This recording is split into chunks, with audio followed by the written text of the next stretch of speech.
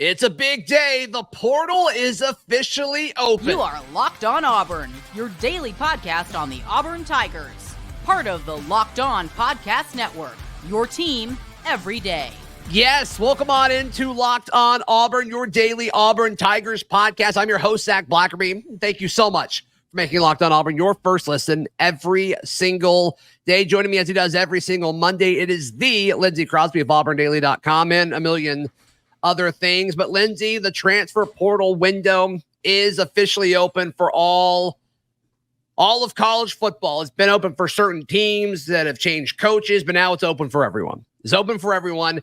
And how can the Auburn Tigers win the first day of the portal? And I think it comes down to 5, 6, maybe 7 or 8 kind of fringe players on this roster, Lindsay, that I don't think would go pro, and Auburn needs for depth or potentially could break out this upcoming season. You got to keep those guys from transferring. And let's start with the quarterback position, because so many Auburn folks hate that they never really got to see this guy. But Holden Geriner is a dude that I would like to stay. I would like him to stay at Auburn. I think he makes the quarterback room better. I think it sounds like he made tremendous progress from last season to this season with a bunch of coaching turnover. I think you kind of like that progression. And with bowl practices, extra opportunities to give to Holden Geriner, he's the first guy where it's like, if he somehow lasts 5 or 6 or 7 days into this portal window without transferring, I think that'd be huge for Auburn.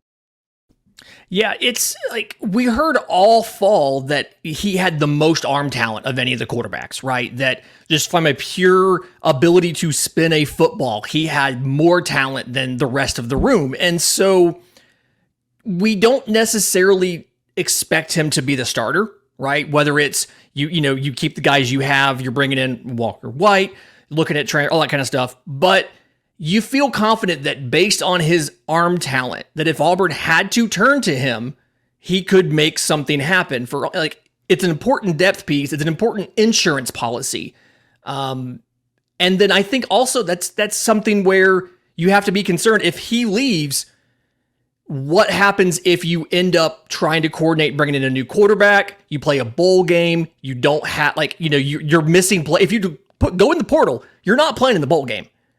And so it's very, very easy to see a scenario where if Holden Geriner stays, depending on what happens with the portal and the quarterbacks and what Auburn's looking to do, he could end up starting the bowl game for Auburn simply because he's the guy left. But yeah, if Peyton were to transfer, which I don't think he's going to, and that's why I don't have Peyton on this list. But sure, I mean that is a scenario that could happen. I totally get that. Yeah, it's just like keeping that leadership, keeping that arm talent is something that you need to have on this roster as an emergency thing. If nothing else, it makes everybody better in practice. Sure. All right, running back Brian Battie is a name that I think Auburn should do whatever they can to keep him from entering the portal. I believe he can grad transfer without suffering any sort of penalty. So Brian Battie is another one. I love Auburn's running back room. Mm-hmm. I think Auburn needs to do everything they can to make that running back room not change any. And I think Damari Austin's also in this conversation just because of his situation. I don't think anybody would blame Damari Austin if he transferred, but I don't get the vibe that he's going to, but it would make sense for him too. But it seems like he really loves Auburn. He also put out a cryptic tweet a few days ago talking about, he's not done or something like that. So I think that was him saying that he's coming back, but I think that's worth noting too, Brian Battie. And then we'll stick with offense here. Javarius Johnson at wide receiver, Lindsay, had a great Iron Bowl. When he's been healthy, Javarius Johnson's been the best receiver on this team. And I think there's so much value in having a guy like VAR return, especially with all of these very, very special and talented wide receivers coming in. Auburn got Cam Coleman over the weekend. We've already got multiple podcasts about it. Be sure to check that out. But I think with all these guys coming in, keeping Javarius Johnson would be huge. I don't feel good about Auburn's chances of keeping him right now because he was one of the guys that walked out on senior day before the Iron Bowl started. And that's usually kind of a sign of like, this is going to be my last game here. So that's a big name I'm watching. Yeah, and that's something we talked about. The 3 incoming transfers didn't necessarily really produce a lot as far as, Mardner and Shorter and Hooks. And obviously you'll have Caleb Burton, but bringing in these incredibly talented young players who are young. I mean, they are 17, 18 years old right now.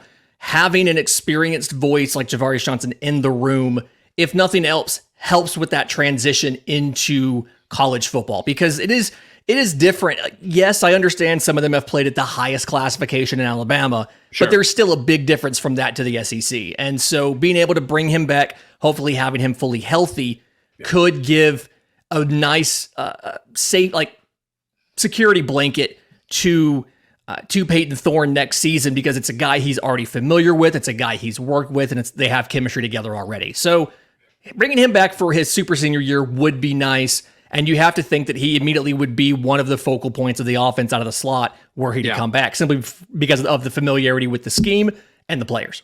Sticking with the offensive side of the ball, Luke Deal announced on a conversation with Jason Caldwell with Auburn 247 that he's coming back for his 6th and final year.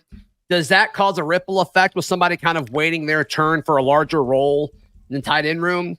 I don't know, because I can't imagine a whole lot of the tight ends are upset with what their usage was this past year. I think Luke Deal and Tyler Fromm, they seem like guys that are going to stay. Brandon Frazier, I've talked about this several times about him. I felt like if he was going to leave Auburn, I feel like he would have already done it. And he got a bigger role this year because of it. Good for him. Rivaldo's an interesting one. And then Mike O'Reilly Ducker. I mean, if I had to pick a tight end that was probably going to leave, I don't want this player to leave, but if I had to guess who in the tight end room is going to transfer out, my guess would be Mike O'Reilly. That's my concern as well. And the thing with him is, if you break the tight ends up into your receiving options and your blocking options, he's the natural, backup or heir apparent to Rivaldo Fairweather as far as a pass catching tight end. So if he were to leave, all of a sudden you're one injury away from having to, run out as a primary receiving option, a Luke Deal with Tyler Fromm, a Brandon Frazier, things like that. But at the same time, we haven't heard anything that he's not happy. We are bringing in a tight end in the class, but very easy for a tight end to redshirt their freshman year. It feels like Mike O'Reilly's the big linchpin in that room, as far as he can see there's a very easy path to a starting role after Rivaldo Fairweather is finished, and a significant portion of offensive snaps and targets were he to come back. So I imagine that's going to be appealing, but that's going to be a deliberate job. You have to go out and sell him on and re-recruit him to stay at Auburn. Yeah, just a gut feeling. Would not be shocked if Mike O'Reilly entered the portal the first week that it was open, but we'll see. We'll wrap up with offense and move to defense. Offensive line, I think Auburn's in a really good spot where a lot of these offensive linemen should be happy. We've talked about the importance of keeping Dylan Wade. I don't think you have to worry about him transferring anywhere, but Dylan Wade, I think it's going to be either Auburn or the NFL. Mm-hmm. And so it's not really a transfer portal conversation, but that's how Auburn could continue to win the offseason, I guess, if Dylan Wade were to stay. But I don't think that decision is going to be made or even announced anytime soon, but I could be wrong. Jeremiah Wright is a guy that I'm watching. I would not be shocked if he left, but I don't want him to. I don't want Jeremiah Wright to leave. I don't think he's a starter on this team moving forward. But if you're telling me Jeremiah Wright's your 6th or 7th best offensive lineman, I take that, considering he was our best offensive lineman a few years ago, right? I mean, that's kind of where we've come as far as the development of that part of the roster. So the fact that Jeremiah Wright's kind of coming off the bench for you right now, I love that. I don't want to lose that depth, but I wouldn't blame him if he chose to leave. But that's another way Auburn could win this transfer portal window, by keeping a guy like Jeremiah Wright. Yeah, he feels like he's your first man up at either guard spot. I don't necessarily think he's played center or has ability to kick into center, but he's your first man up at either guard position if somebody were to go down. And like we've seen, an absolute road grader in the run game. And so having him would be nice as a security thing again, and for depth if somebody were to get hurt, because offensive linemen get hurt all the time. They're in 70 car crashes a game. It makes sense. And you want to have quality depth as your 6th and 7th guys. And look, this isn't this current staff's fault, but if I was Jeremiah Wright, I would not be happy with how Auburn handled him. I mean, changing positions every 5 weeks, it felt like. Surely that did not help his development. So we'll see how he responds, but that's a name that would not surprise me if he portaled out early in the transfer window. All right, let's talk defense, because I think these are arguably more important because I think there's less depth at a few defensive positions going into the offseason, Lindsay. So let's touch on the defensive line in just a moment, right here on Locked On Auburn. Today's show is brought to you by our friends at LinkedIn Jobs. LinkedIn Jobs is the best place to find qualified candidates for your small business, medium-sized business, large business. It doesn't matter. You got to check out LinkedIn Jobs. They have the tools to help find the right professionals for your team faster and for free. It's not just another job board. LinkedIn has a vast network of more than 1 billion professionals, which makes it the best place to hire. LinkedIn knows that small businesses are wearing so many hats, and they may not have enough time or resources to hire. So let them take care of it for you. Post your job for free at linkedin.com/lockedoncollege. And it's linkedin.com/lockedoncollege to post your job for free. Terms and conditions apply. Today's show also brought to you by our friends at Alumni Hall. If you're an Auburn fan, you know that the best place to buy all of your Auburn swag is at Alumni Hall. They've got 3 incredible Auburn-themed stores in Huntsville, in Auburn, and in Opelika. And if for some reason you can't make it to any of those 3 stores, go to alumnihall.com and you will see an incredible selection of officially licensed merchandise for all SEC teams if you go to the website. But of course, for your Auburn Tigers, be sure to check out our friends at Alumni Hall. Got several texts and DMs from all of you guys throughout the season. When you stopped in, you said you needed a hat or a shirt. Thank you all so much for stopping by Alumni Hall. And it sounds like everybody was very pleased with their selection and their pricing. So be sure to check out our friends at Alumni Hall. It's where I buy all of my Auburn gear. Lindsay's in the same boat there. So alumnihall.com, or their 3 physical locations in Huntsville, Auburn, and Opelika. Lindsay Crosby, our guest on this Monday, looking at defense. Justin Rogers is an interesting name for me. I get the vibe, Lindsay, that the defensive lineman, former 5-star, was at Kentucky, transferred here this past offseason. I get the vibe that he wanted to be here for a year and then go to the NFL. And I just don't think that's going to happen. Like, I don't think he's a top 4-round draft pick. So do you leave in that situation? Because my understanding is he's being taken care of. So I don't really know if that's a better situation for him, but he may just want to move on. And there might be a chance for him to move on somewhere else. I don't know. But that's a name I'm watching. Justin Rogers. Yeah, in the days of NIL, it feels like it's a little bit easier for these guys to say, well, I'm going to come back and improve my draft stock and then try it again, versus having to go pro because the option is doing nothing, getting nothing, no compensation, nothing like that. It felt like, I think I remember hearing a little bit of health and conditioning issues in camp and things like that, and it felt like he kind of got started slow.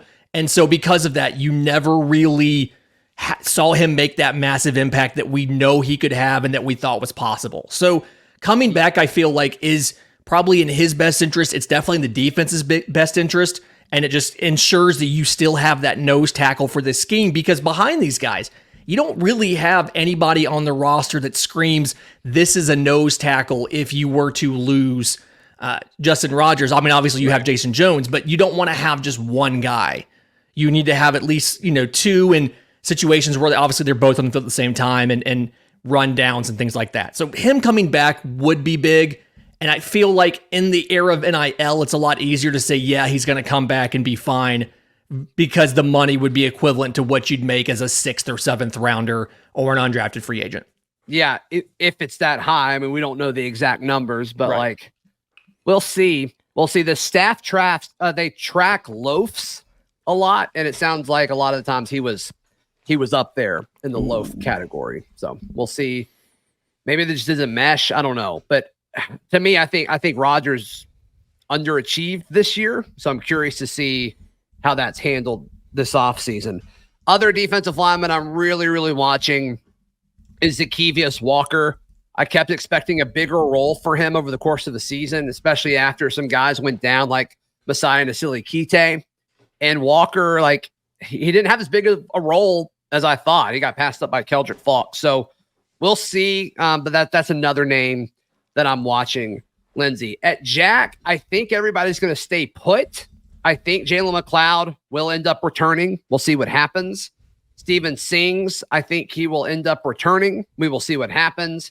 And then Brenton Williams, unknown guy, but I think he's going to be in a situation where I don't think it would make sense for him to transfer now. I think it would make sense to transfer next year, because I don't know if he's going to stay above Jamonta Waller or Joseph Phillips on the depth chart, but I think he should stay for another season because I think he's got a good chance to play this upcoming season. So we'll see. I'm not expecting a whole lot to change in that room, Lindsay, with the exception of just getting very talented people.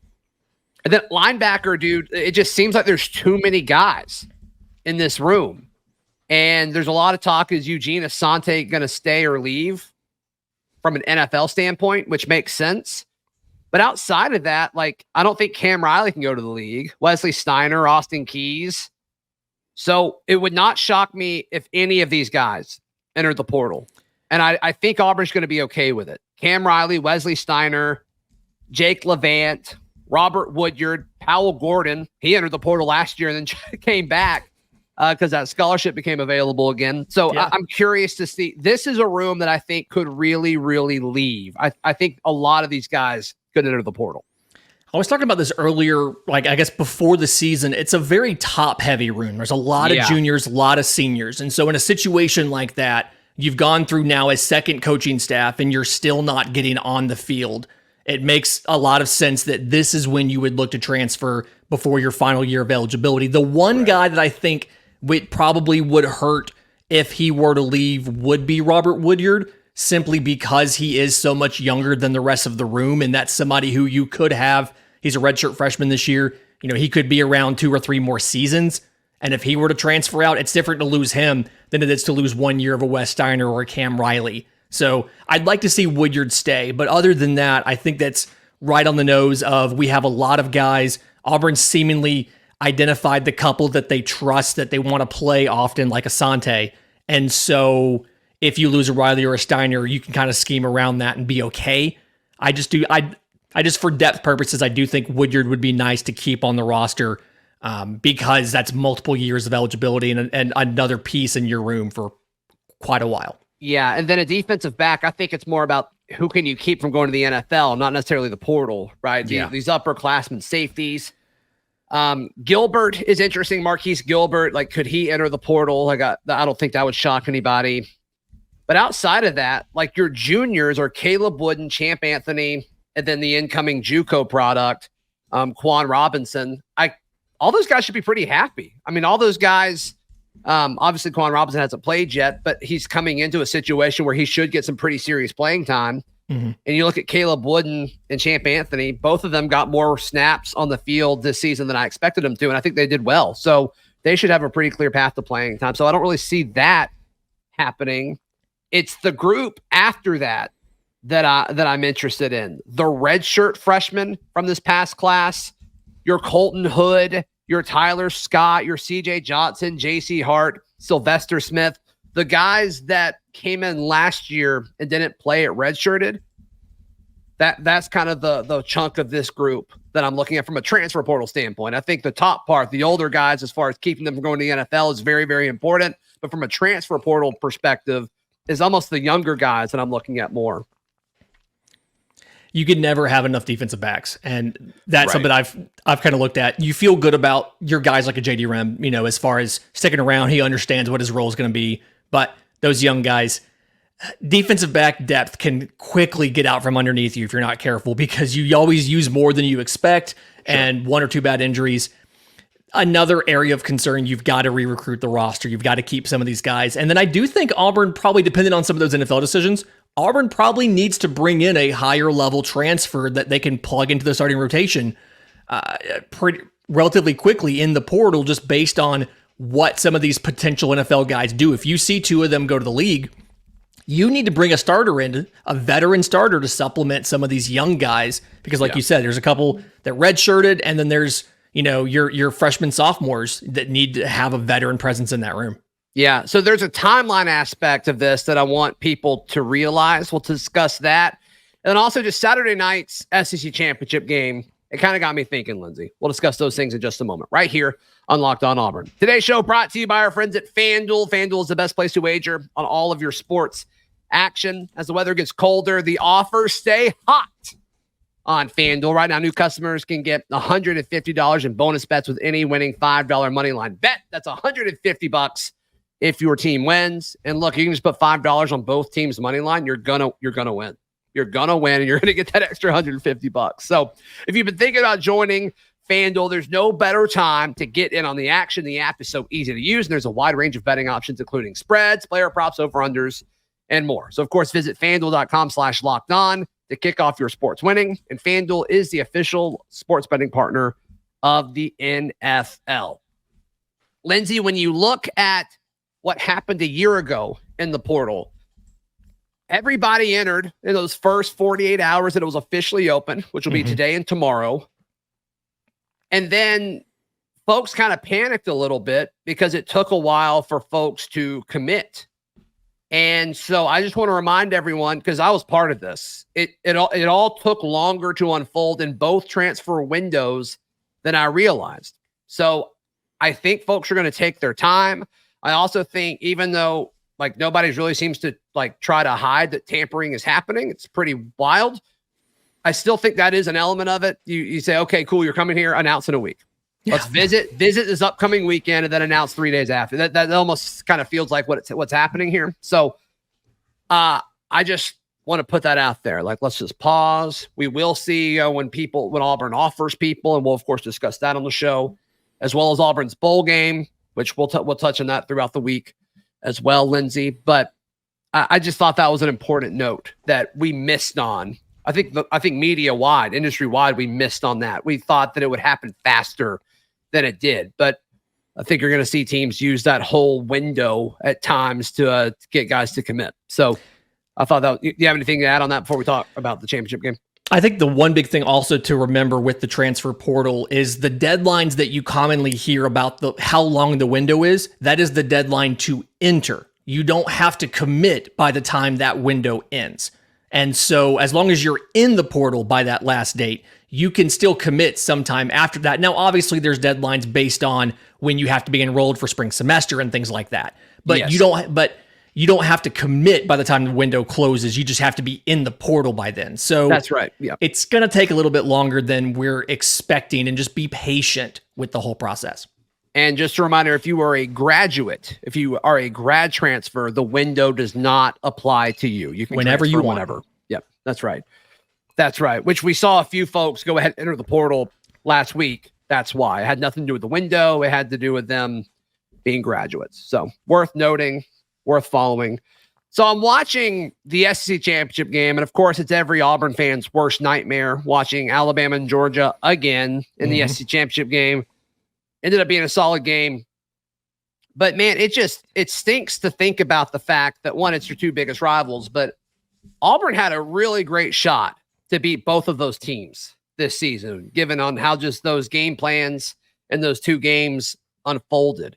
And I think, Lindsay, when you couple that with the fact that you see all of these talented players these two teams are the class of college football. They have been for the last half decade.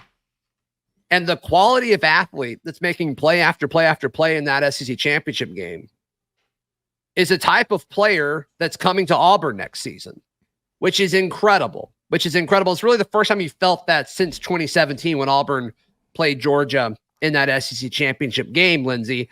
And to me, I think that was comforting and exciting to think about as I watched that game Saturday.